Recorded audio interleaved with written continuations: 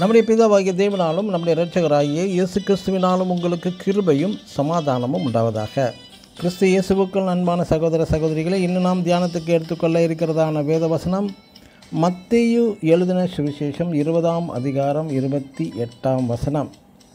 அநேகரை மீட்கும் பொருளாக தம்முடைய ஜீவனை கொடுக்கவும் வந்தார். ஆமென். இந்தியாவின் தேசத்தந்தை என்று புகழப்படும் இந்தியாவின் குறிப்புகளில் அதில் காந்தியின் பெயர் முக்கியமாக உள்ளது. அதில் சில குறிப்புகளை நாம் அவர் எழுதிய குறிப்புகளை பார்க்கும்போது, புது டெல்லி ராஜ்காட்டில் காந்தியின் சமாதி உள்ளது. தேசத்தந்தை மகாத்மாவின் பொன்மொழிகள் என்று அங்குள்ள கல்வெட்டுகளில் பொறிக்கப்பட்டுள்ளது.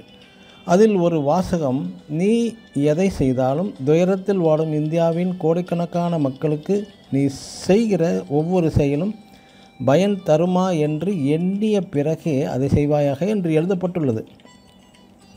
தேசத்தந்தை அண்ணல் காந்தியடிகள் தமது சுயநலத்திற்காக வாழவில்லை என்பது ஒரு சரித்திரம். குறிப்பாக வெள்ளையர்கள் இந்தியா வந்த பிறகுதான் இந்தியர்கள் அனைவரின் படிப்பு அவசியம், மருத்துவ அவசியம், சாலைகள், ரயில் போக்குவரத்து, எலக்ட்ரிசிட்டி, டேம், இப்படி பல நன்மைகள் அவர்கள் செய்துள்ளார்கள். ஆனாலும் வெள்ளையனே வெளியேறு என்ற இயக்கத்தை ஆரம்பித்தவர் நம்ம காந்தியடிகள்.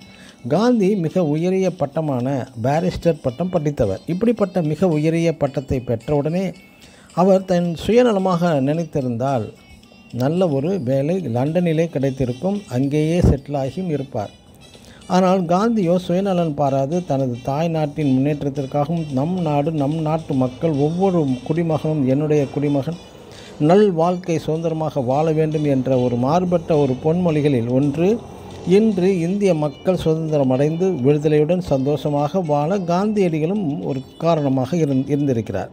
எனக்கு அன்பான தேவனுடைய பிள்ளைகளை, இந்த உலகை சிருஷ்டித்து உருவாக்கிய உலகை நேசித்து தன் ஜீவனை இந்த உலகிற்கு சிலுவையில் உயிர் தியாகம் செய்தவர் எம்பெருமான் இயேசு கிறிஸ்துவே தன் விலை மதிப்பிட முடியாத தனது உயிரை கொடுத்து நமக்கு மீட்பையும் அருளியுள்ளார் என்பதை ஒரு நாளும் நீங்கள் மறந்துவிடக்கூடாது.